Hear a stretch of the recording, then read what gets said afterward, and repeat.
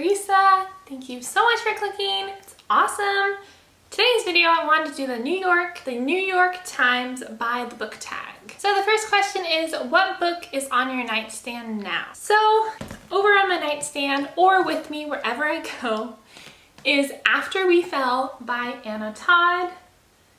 This is book 3 in the After series. It's huge. So after we follow Tessa, or Teresa, who is a good girl. She goes to college for the first time and she meets Hardin, who is a bad British boy, and it's the ups and downs of their relationship, honestly. I am on page 551, actually kind of getting closer and closer to the end. Oh, the series is so good. I'm really into new adult writing. I'm really into new adult books now, and yeah, it's good. Number 2, what was the last truly great book that you read? Hands down, that would be Crush, which is book 2 in the Crave series by Tracy Wolff. This is also a chunky book. I just finished this right before I started After We Fell. This series is amazing. I was told that people who love Twilight will love this series. I love Twilight, as I'm sure you know. My Twilight books are right there. I'm obsessed with Twilight, and I loved this series. Like, my friend asked me if, she's like, is this Crave series like as good as Twilight? And I was like, it's definitely up there, but Twilight will like always be in the stratosphere for me. But it's so good. It's about Grace, her parents die in a car crash, and she gets sent to this boarding school that her uncle owns and is the principal, and her cousin is there, and she is and I don't want to give anything away. There's just awesome supernatural vibes, and you're just constantly wondering and guessing, and it just pulls you in so much. It's so good. Read it. I need to read book 3, but I have to get it at Target. Number 3, if you could meet any writer, dead or alive, who would it be and what would you want to know? Stephenie Meyer. She would be an absolute dream to meet. I've watched interviews with her and she just seems so fun and so cool. I always thought it was so cool that these books are, so with her religion, she didn't make these books like over sexual or anything, and like they get married before they even sleep together. So it's like, I just always thought that was so cool how she made like such a huge phenomenal series, and it wasn't full of that, how do I explain that without being weird? That is a weird question. I would just love to hear her dream, even though I've heard her in the interview about when she dreamed of Belle and Edward, and I know she has more and more stories in her head about them and the different characters, and I would just want to know everything. But I also wouldn't want to just meet her. I would want to meet her friend. So Stephenie Meyer, if you're watching this, let's be friends. Okay, I'm sorry. But yeah, Stephenie Meyer, she's awesome. What books might we be surprised to find on my shelves? So if you know me in person, then you will be surprised to see that I have a book that has a skull on the front and the back and the side. I hate skulls. Like I can't even, like, if it's on a piece of clothing, I won't buy the clothing.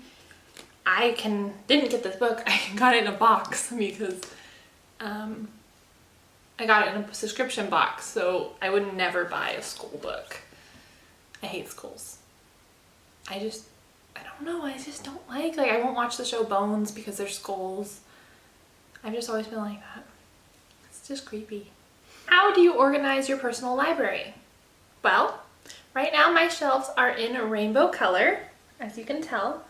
And I use my Goodreads to have an electronic bookshelves, and I have different categories of, YA supernatural, or just YA, or new adult, or adult, and I have them all organized so that when I buy books at the bookstore, I can just go home and add them to there, so I always know what my count is, which I just hit over 500 books, and I feel kind of happy / ashamed, but I did it. But I talked to my friend, Kelsey, who said she has more, so I'm gonna say I'm fine. And I display all my books. Number 6, what is a book that you have always meant to read but haven't got around to and embarrassed you haven't read yet? Oh, that's easy. But it's way over there. I'll get it.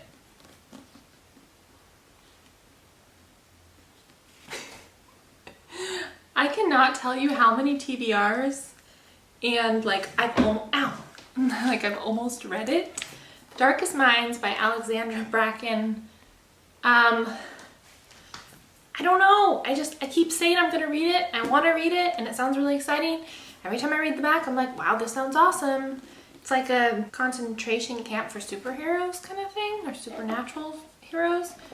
It sounds so cool, and I just never do it. And then people say on Bookstagram, what book are you gonna read next? Or have you been wanting to read? And I say The Darkest Minds. And then it never happens.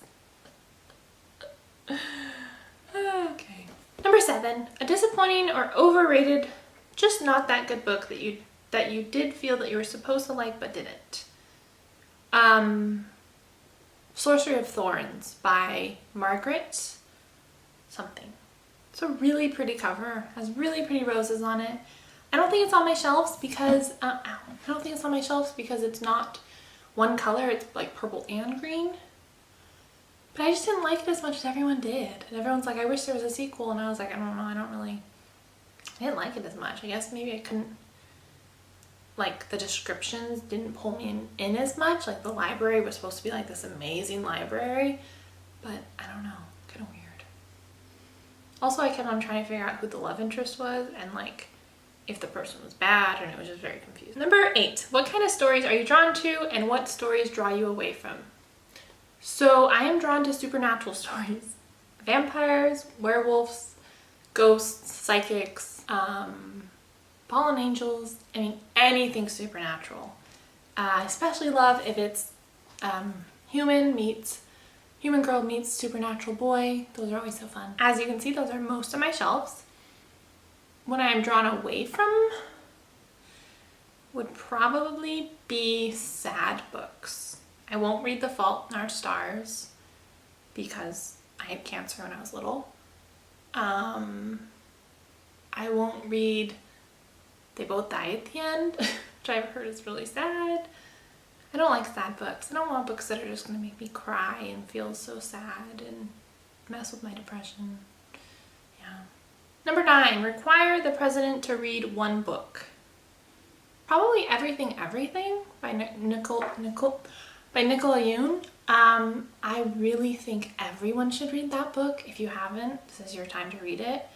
It really helps you understand and explain how it feels to be trapped at home and chronically ill, which I have been for 4 years now.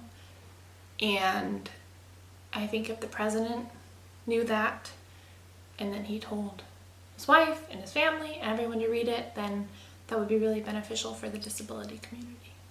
Number 10, what book do you plan to read next? Man, I want to say Darkest Minds, but I'm in a kind of romance kick. I might read Covet, which is book 3 in the Crave series, or jump into a middle grade, because I like sometimes going from romance to middle grade for a little palette cleanser. Maybe a Nancy Drew book? Oh, I kind of want to read this vampire book though. Maybe I'll read The Watcher by Ro Morgan. Or book 2 in The Crow's Rest. That's all the questions for the New York Times book tag. And remember, you can find magic wherever you look. Sit back and relax. All you need is a book. Thank you so much for watching, and I hope to see you in my next videos. Bye!